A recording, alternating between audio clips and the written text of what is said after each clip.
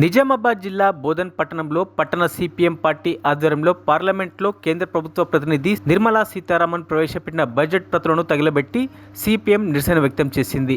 ఈ సందర్భంగా CPM party రాష్ట్ర కమిటీ సభ్యురాలు కామ్రేడ్ నూర్జహాన్ మాట్లాడుతూ నరేంద్ర మోడీ సర్కార్ ప్రవేశపెట్టిన నూతన బడ్జెట్ పెట్టుబడిదారులకు, అంబానీ, అదానీలకు లాభాలను చేకూర్చే వారికి మద్దతుగా ఉందని, కార్మికుల మరియు రైతుల సంక్షేమం పట్ల ఎలాంటి దృష్టిని చూపించలేదని విమర్శించారు. ముఖ్యంగా దేశవ్యాప్తంగా నిత్యావసర వస్తువుల ధరలు పెరిగిపోతున్న నేపథ్యంలో కేంద్రం పెట్రోల్, డీజిల్ ధరలను పెంచి ప్రతి వస్తువులపై జీఎస్టీ ధరలతో సామాన్య ప్రజలపై భారాలు మోపడం దురదృష్టమని పేర్కొన్నారు. ఈ కార్యక్రమంలో సిపిఎం సీనియర్ నాయకులు గంగాధరప్ప, శంకర్ గౌడ్, పల్లపు వెంకటేష్, గంగాధర్, కుమారస్వామి, గోపి, మల్లేష్, రాములు, పోషెట్టి తదితరులు పాల్గొన్నారు.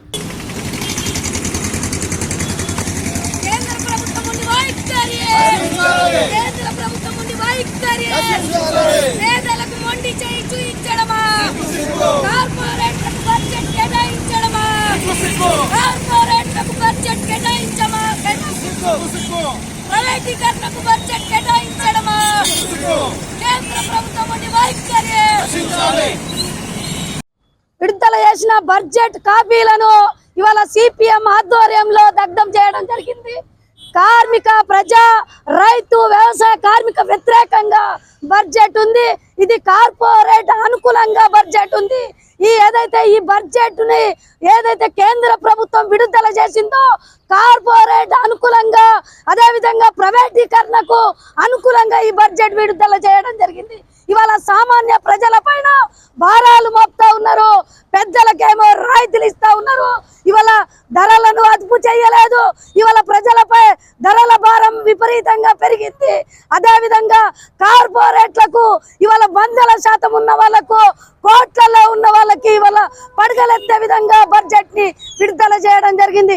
ఇవాళ సామాన్య ప్రజలు ధరలు విపరీతంగా పెరుగుతున్నది, కొనుగోలు శక్తి పడిపోతా ఉంది. ఇవాళ సామాన్య ప్రజలకు వేతనాలు పెంచాల్సిన అవసరం ఉంది. కార్మిక వర్గానికి కనీస వేతనాలు పెంచకుండా కొనుగోలు శక్తి పడిపోయే విధంగా ఈ బడ్జెట్ ఉంది.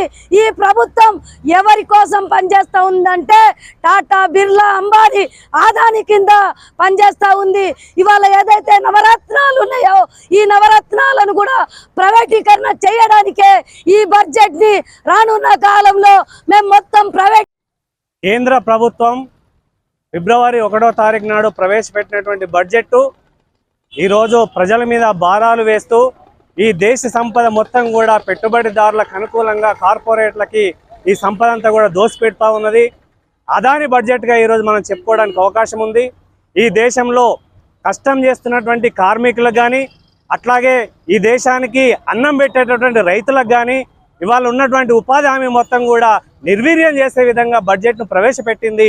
అంతేకాదు ఇవాళ మధ్యతరగతి ప్రజల మీద మరి భారాలు మేము వాళ్ళందరికీ కూడా మేలు చేస్తున్నామని చెప్పేసి చాలా గొప్పగా చెప్తా ఉన్నది.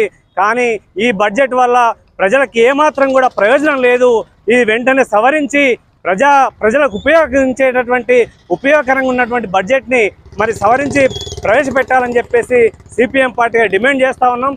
ఎందుకనంటే కార్పొరేట్లకు అనుకూలంగా ఈ బడ్జెట్ని ప్రవేశపెట్టడం అనేటటువంటి సరైనది కాదు. ప్రజా సమస్యలకి ప్రజలకు ఉపాధి కల్పించే విధంగా ఈ బడ్జెట్ ఉండాలి తప్ప ఇవాళ కార్మికులకు కానీ, ఉద్యోగులకు కానీ ఉపాధికి సంబంధించినటువంటి కనీస వేతనాన్ని కూడా పెంచాలని చెప్పేసి సిపిఎం పార్టీగా డిమాండ్ చేస్తా ఉన్నాం. మరిన్ని అప్డేట్స్ కోసం మా ఛానల్ని సబ్స్క్రైబ్ చేయండి.